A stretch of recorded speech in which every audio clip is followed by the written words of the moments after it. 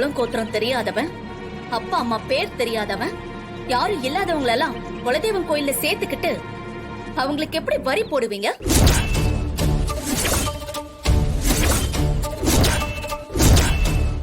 அதை எப்படி ஒத்துக்க முடியும்?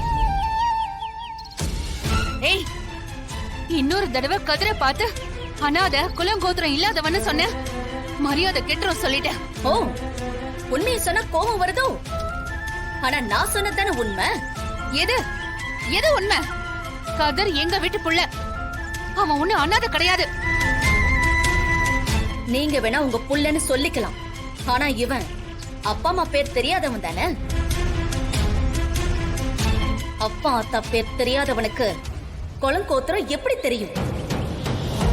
அதுவே தெரியாதவனுக்கு எப்படி வரி போட முடியும்? சொல்லிக்கிட்டே இருக்க, திரும்ப திரும்ப அதே சொல்லிட்டு இருக்க. இத பாரு, இது எங்க வீட்டு பிரச்சனை. இத நீ கேள்வி கேட்க வேண்டிய அவசியம் கிடையாது. நீ கிளம்பு. அது எப்படி உங்க வீட்டு பிரச்சனையா ஆகும்? குலதெய்வம் கோவில்ல மாங்கல்யம் வரி போடுறாங்கன்னா அது பொதுவான விஷயம் தானே. அதை கேள்வி கேட்க எனக்கும் உரிமை இருக்கு. என்ன தர்மகர்த்தா, நம்ம கோவில்ல சட்டம் திட்டம் உங்களுக்கு தெரியாதா என்ன? அமைதியா இருக்கீங்க.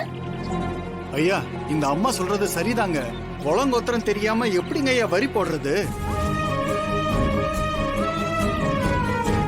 என்னங்க பேசுறீங்க?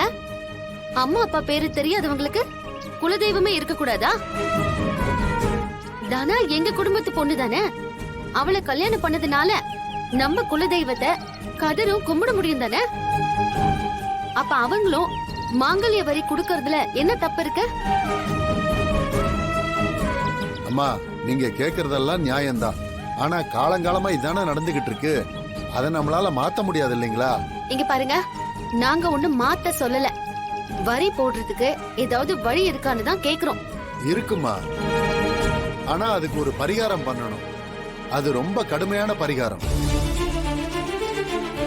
அதுக்கு என்ன பரிகாரம்னு சொல்லுங்க. நேத்தி கடனா முதுகுல கொக்கிய மாட்டி கோவில் தேரை இழுக்கணும்.